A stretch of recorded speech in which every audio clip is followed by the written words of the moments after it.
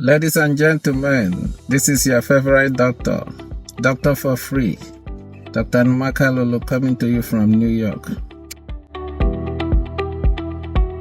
After a short hiatus, which was occasioned by several circumstances, but today I'm coming to you with a bang. The topic I want to discuss today is none other than the issue of stigmatization of HIV and AIDS in my country, Nigeria, in particular, and Africa in general. And most of this is because of a lot of misconceptions about its transmission. This topic is multifaceted, so I'm going to take it in bits. Today, I'm going to concern myself with mostly the transmission and the misconceptions about how you can contract it. So this is educational, just to teach you so that you can wise protecting yourself, also not to succumb to the stigmatization that invariably occurs when people do not understand a lot about the transmission. Why did I decide to take up this topic? It's mostly because I was talking with somebody a few days ago, and the person told me that he went to a hospital. So he was passing along the corridor with the HIV ward to his right. He was going to the maternity section to see somebody that delivered. And lo and behold, a well-engorged, well-fed mosquito was flying out from the HIV ward, almost trying to perch on him, and he ran for dear life. Not because he was just afraid of the mosquito in terms of transmission of malaria, which is endemic in my country and transmitted by mosquitoes, but because he was afraid that he would contract HIV from the mosquito bite, assuming the mosquito had fed on somebody with positive HIV. It was hilarious to an extent, but serious too, because the level of ignorance from somebody who should know, somebody who is a graduate, who is educated. So if you juxtapose it with what will happen in the rural areas where maybe amongst elderly ones or uneducated ones, and there you can imagine, you can begin to visualize the enormity of this problem of misinformation or disinformation or total ignorance. That is why I decided to take up this topic. So, ladies and gentlemen, I want to let you know that you do not just get HIV easily like that. You cannot get it from a mosquito bite. Neither would you be able to get it from shaving. Let's say you went to a barber. This one is very pertinent. When I come back to Nigeria, I have all these my minions, all these my guys, the people that protect me, my posse will go out, and they are like aghast as to why I don't come back with my own shaving kit, the whole paraphernalia. Like if I want to go to a barber shop, they say, oh, you could contract things. I say, oh, you could contract hepatitis B or C, even other disease, but not HIV. And they're incredulous because to them, they could not even imagine that would be a true statement. But I'm here to disabuse your minds, the minds of this misconception.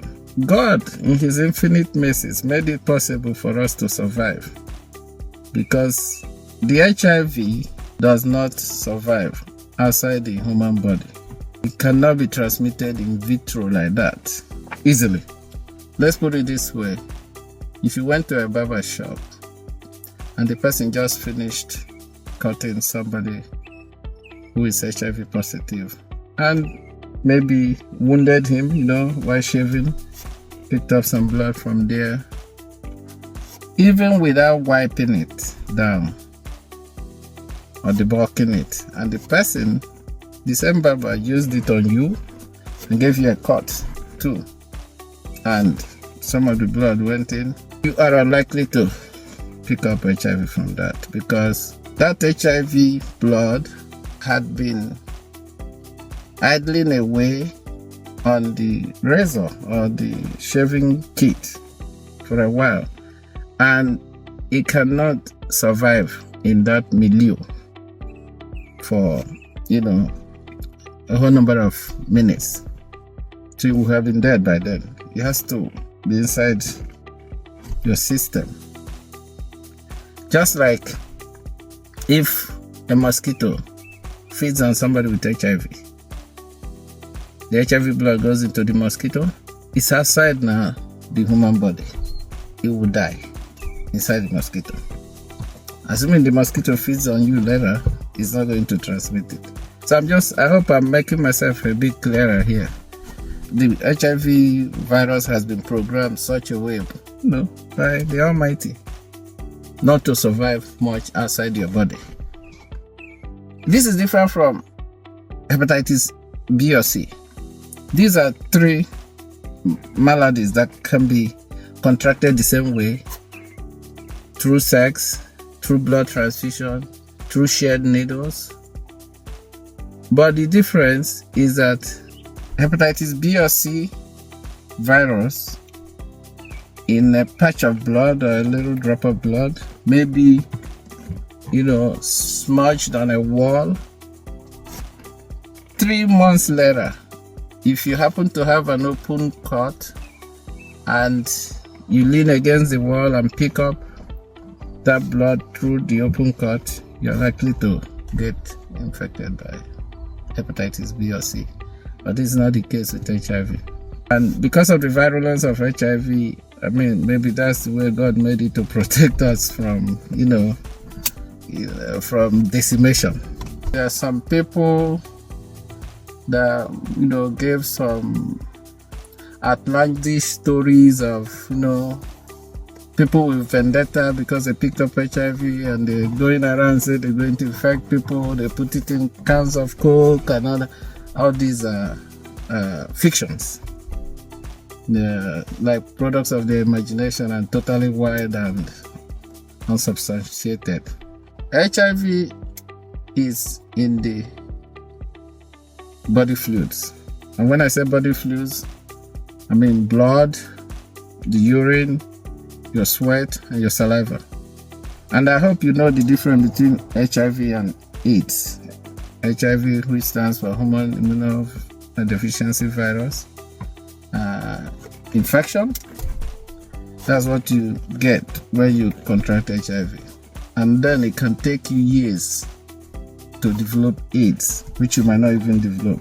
It becomes AIDS when the HIV has advanced so much that you now have opportunistic infections secondary to the HIV, like maybe thrush, oral thrush, and all that, skin lesions, all these Kaposi sarcoma, pneumocystic carcinoma, pneumonia, all these opportunistic infections that are consequent on HIV. So if you develop any of them, it could be categorized as AIDS, which stands for acquired immunodeficiency syndrome. It's a syndrome. There's not just one disease. It's a conglomerate plethora of symptoms that can, because of your low immunity, and is acquired. So the other chemical differentiation is we have these cells in our body that fight diseases for us. Then you have the other cells that will, destroy us. So what HIV does is it will deplete the cells while trying to boost the activity of the destroyer cells called CD8. So in a normal human being, the range of CD4 cells, the CD4 helper cells, is between 500 and 1500. But in HIV patients, it tends to be lower than 500. Once it's still above 200, you cannot be categorized as having AIDS, unless you have developed the opportunistic infections. And usually, you are unlikely to develop those opportunistic infections if you are still above 200. Especially these days where they have several medications that tend to decrease the HIV prevalence to even zero viral loads. People tend to live their life to the fullest. For the transmission to happen, though you have HIV in all these body fluids, for the transmission to happen, it goes to attack the helper cells called the CD4 cells.